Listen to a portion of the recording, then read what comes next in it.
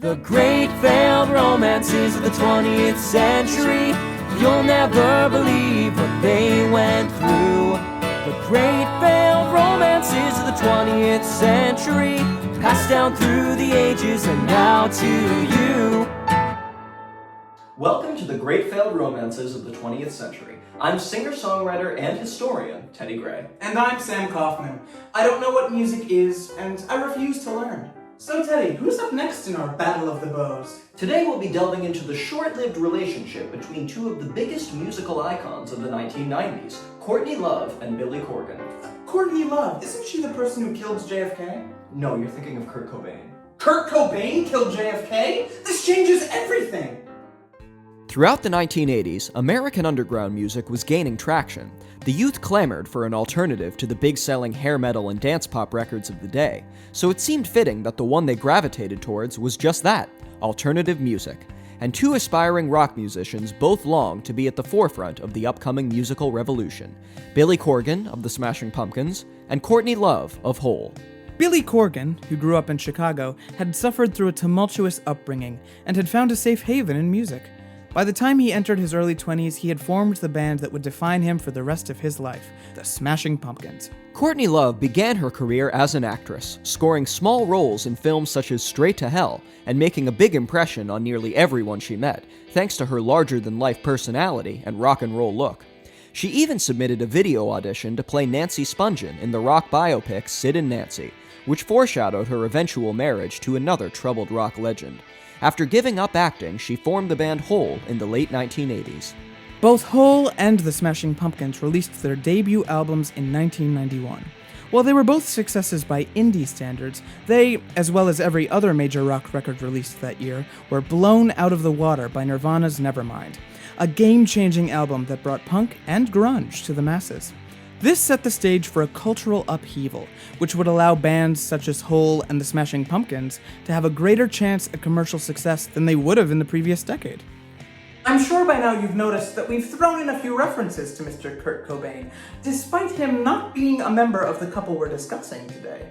It's a surprise tool that'll help us later. But Nirvana's success would prove to be both a blessing and a curse for Billy Corgan.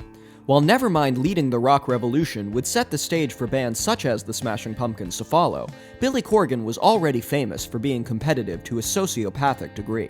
Immediately, he began to harbor resentments that he wasn't the one leading the charge, and after continually comparing the success of his debut album Gish to Nevermind, he became suicidal.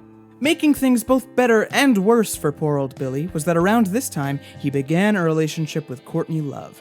Given that they were both upcoming rockers with ambitions to take on the world, the match seemed to be fitting. But anyone who is aware of the personalities of Billy Corgan and Courtney Love can probably guess that this relationship wouldn't be much longer than a trek by the Minutemen.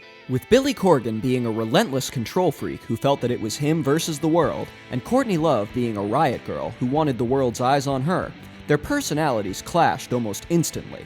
And one of the biggest wedges in their relationship came in the form of a scruffy, scrawny heroin addict. Teddy, don't talk about yourself that way. No, we're talking, of course, about Kurt Cobain. While Billy Corgan was well on his way to making Siamese Dream, the album that would make the Pumpkins superstars in their own right, Courtney Love had met the Nirvana rocker at a nightclub in Portland, around the same time that Nirvana was blowing up. She had had a secret crush on him since first seeing the band perform a year earlier, and as her relationship with Corgan crumbled, Cobain and Courtney began their courtship. Now, of course, Courtney coaxed Cobain into connecting, according to Corgan, and Connecticut, corporate America, Copacabana. Alright, yeah, that's a series rap on alliteration.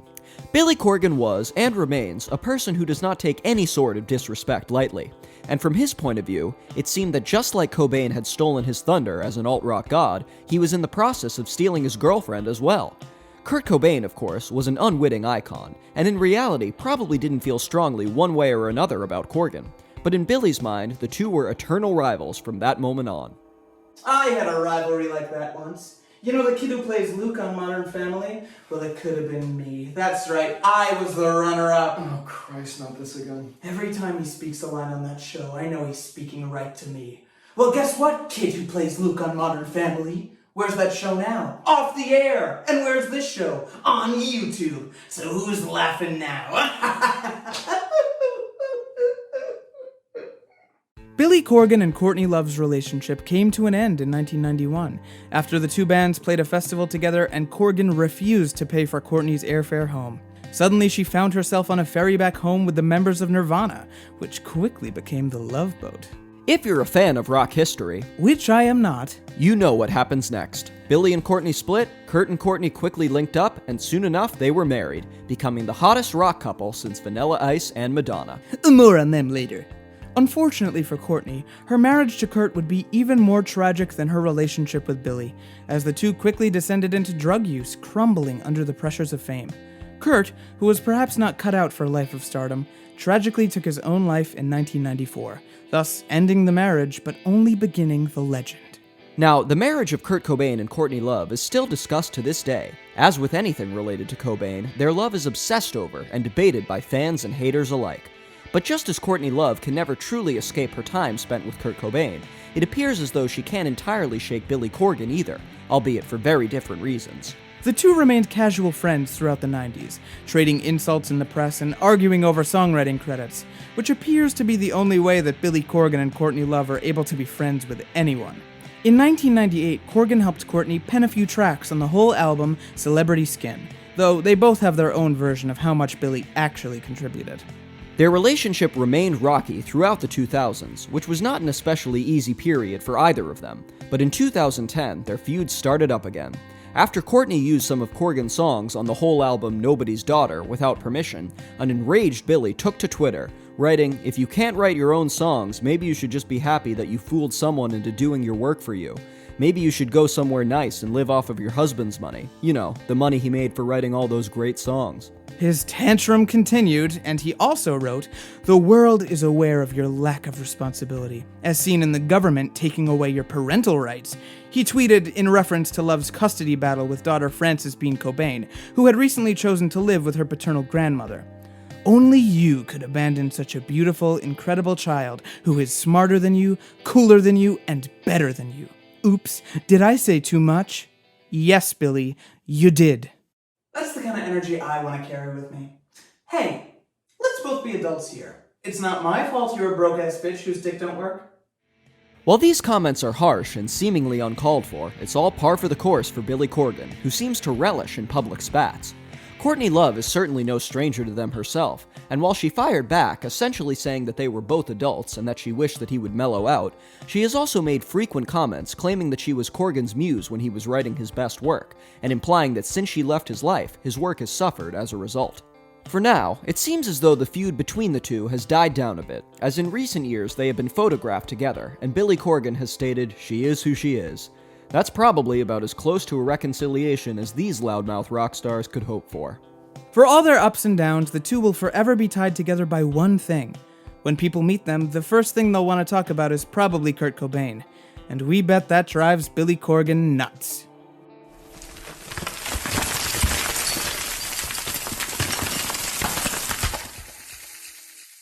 So Teddy, what's this song about? This song is called Second Best, and like most materials related to Billy and Courtney's relationship, it's really just about Kurt Cobain. You see, whenever Billy Corgan discusses Kurt Cobain, it's clear that he has a begrudging respect for him as an artist. Unlike people such as Eddie Vedder and Stephen Malkmus, Billy Corgan seems to view Kurt Cobain as the one artist he couldn't top in the 90s, commercially or artistically. He has frequently stated that he and Nirvana were the two best bands of the 90s, and that everyone else was a distant third. Think you're projecting a little bit there, buddy.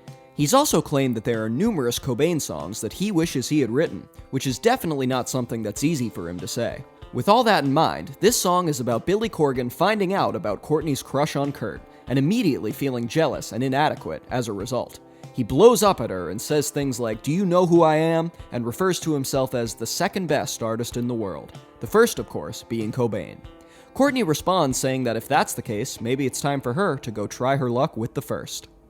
Now Teddy, if Billy Corgan heard this song, do you think he would kill you? Probably just on Twitter, but yes. It's a rock duet about the pettiest love triangle of the 90s. Enjoy Second Best. And despite all my rage, I am still just a fag in a cage.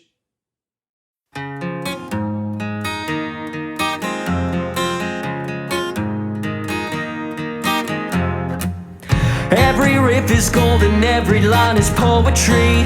I'm an artist and I mean it too. I got teenagers eating out of my palm, but they forget that I exist when Nirvana comes to town. It's true, there's nothing I can do, but that don't mean I have to take this kind of shit from you. I see the way you look at it, you wish he was your man. How could you think of leaving me? Do you know who I am? Well, I'm the second best artist in the world. I could never throw my life away for just another girl. I'm the second best artist in the world. I'm a genius, baby, who are you?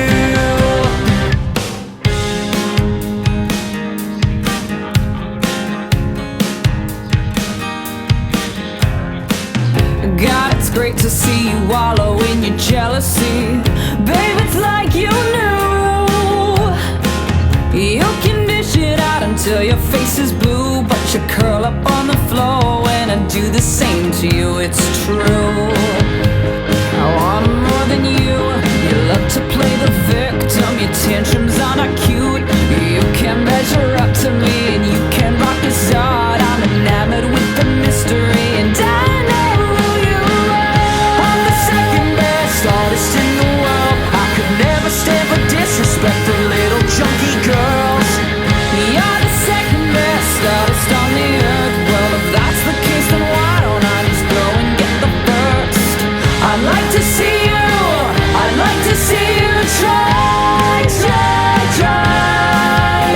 I know you crave attention, now you're in the public eye. You'll be tethered to the drum until the day you fucking die.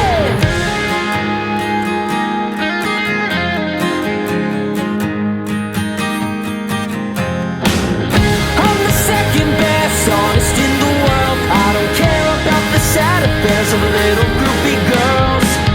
I'm the second best artist on the earth. Go and drop her to his grave so I can get bumped up to first. I'm the second best, I'm the second best, and I'm the first to leave. I'm the second best, better than the rest. It's not enough for me.